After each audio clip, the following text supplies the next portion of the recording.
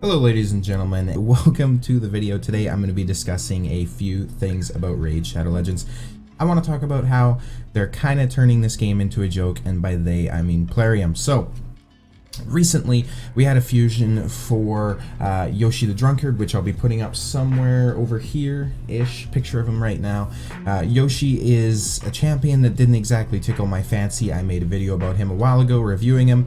If any of you seen that, you know exactly what I'm talking about. So the issue with Yoshi, not really the issue, but he's more suited towards endgame players in terms of beating resistance metas and all that kind of stuff in the arena, Doom Tower, everything like that. That's kind of his specialty, crowd control there, all that kind of good stuff. Not the most useful for early or mid-game players in most areas. Most areas, again, and it's just my opinion, don't get upset, keyboard warriors, I'm just laying out an opinion, okay? So, with the Yoshi event, they made him super accessible for everybody, regardless of where you were in the game. I didn't really have to spend anything to get him. I kind of just went through my daily objectives. I had enough energy to farm out the objectives and everything like that and actually get him. Skip forward to today, and we have the Underpriest Brody event happening, which is going to be a champion that will be super useful for almost everybody in every area of the game. A champion like that, you think they should make accessible, right? That's where you'd be wrong if you think that. So today, for example, you come over here, we have a champion training event, which I've been grinding a bit to actually level up in, if they'll open it up here. Gotta love these Plarium servers, am I right, guys? Don't worry though, we can always buy items from the shop. That's never affected. But yeah, you come in here, you look at this.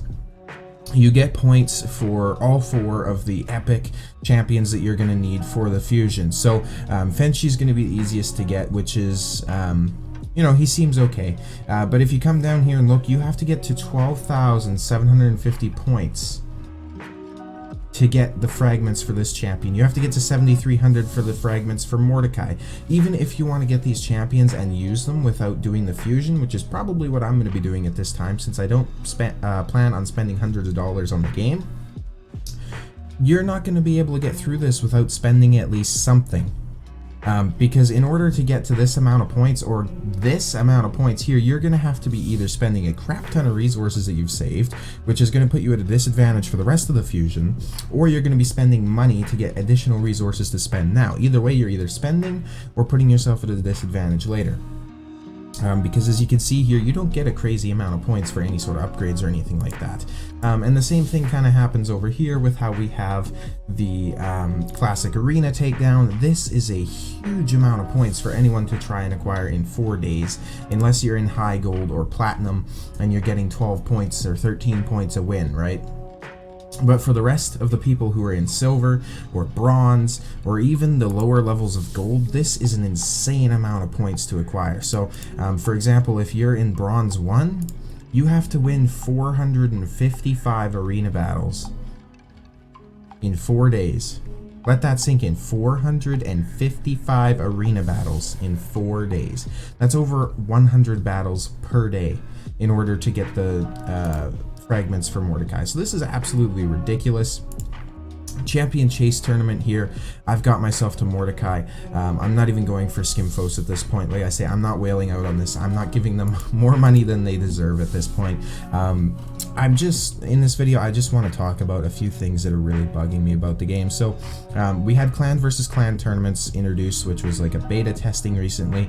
There were tons of complaints before they even came out about how it was going to be a whale off. That's exactly what it turned into. Clan versus clan tournaments are just a way for Plarium to get more money, siphon more money from your wallets. It's based on the clan who can spend more, nothing else. There's no skill involved. There's no planning involved, nothing like that. It's literally just who spends the most money. It's absolutely ridiculous. We still have things like Arena here, which a lot of people are complaining about being busted, which, I mean, I can kind of agree in some instances. You know, it's not exactly fair for matchmaking. I've seen accounts that are in Bronze 1 going against teams of almost all legendaries that are actually, you know, kind of set up decently well and everything that anybody in that tier would not have a chance of beating. We still don't have a dupe system for either legendaries or epics or hell, even rares at this point. We still have a ton of rares in the game, especially from the voids that are absolute trash. There needs to be a void rebalancing we're still waiting on.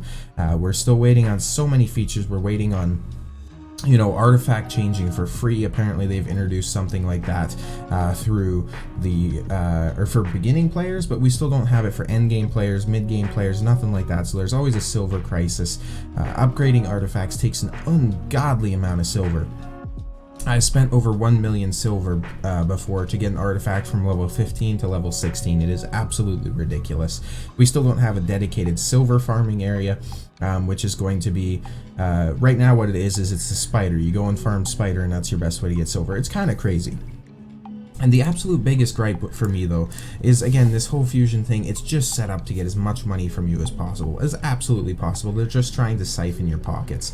At this point, it's become very apparent that Plarium's just concerned with the money, not their player base. There is zero efforts being taken to actually retain players. It's all focused on getting the spending as much as possible, which in the short term is absolutely a good business strategy. Get people to spend on your game, that's great. But what happens when you start having players leave your game for something not so pay to win?